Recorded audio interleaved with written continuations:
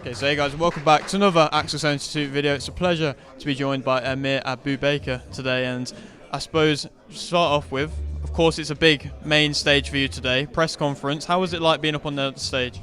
Yeah, first of all, thanks for having me here, and it's my first press conference. It's amazing being on that stage. It makes the fight feel that much more real, and it switched me on a bit. Like, I can't relax, to be honest.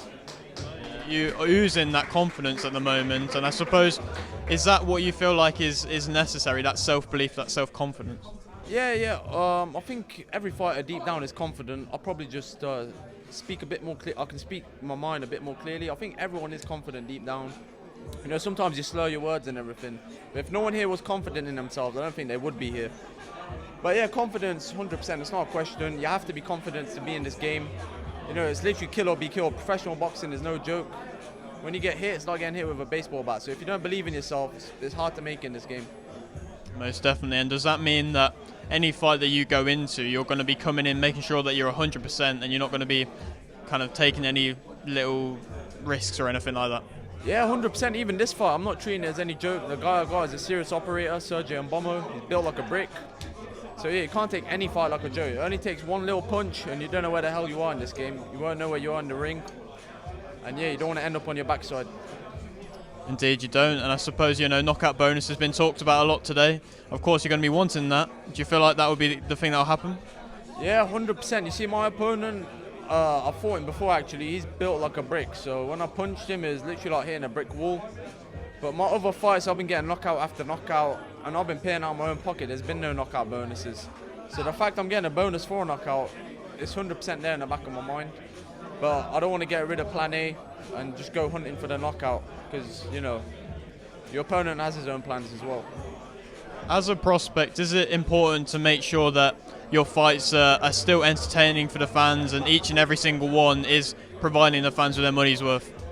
Yeah, 100%. Even since amateur days when people weren't paying to necessarily watch me fight, I always fought with my heart on my sleeve. It's just my style, it's the way I fight, aggressive, come forward. And every fight I give it 100%. That's why I'm always drenching sweat after my fights, and so my opponents. I always get told, you're the hardest fighter in my life. That's high praise. And amateur-wise, are you able to talk a little bit about this background? Yeah, sure. I had about 33 amateur fights, and lockdown hit.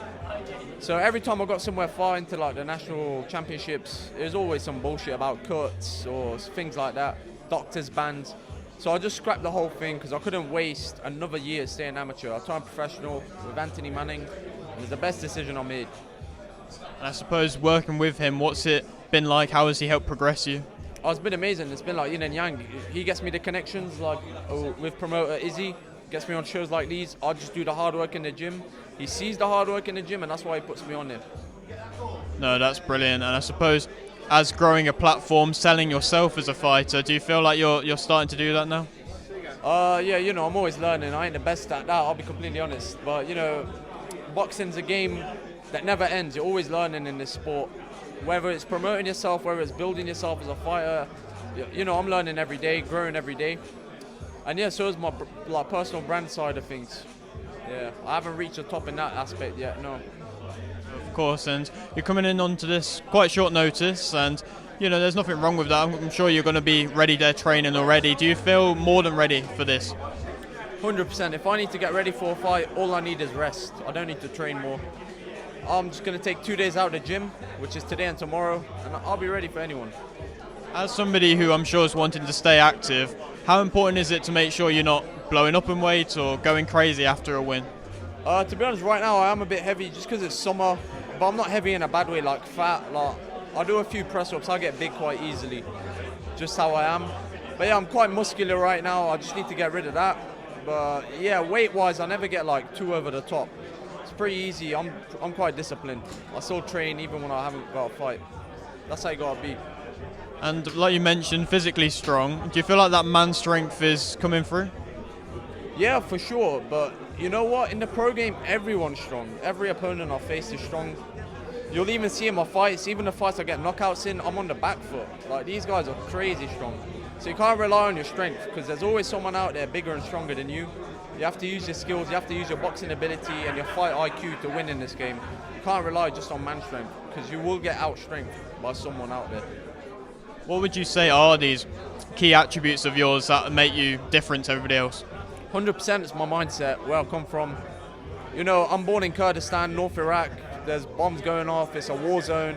My dad was a freedom fighter fighting his country. People that fight against ISIS. That's not something money can buy. That's not something you can gain through hardcore training. It's just something I have. Whether good or bad, I put that energy into boxing, and as you can tell, it's paying off massively with the knockouts and the results I'm getting. So I put it into something positive. Most definitely. What would you say is that main motivation for you at the moment?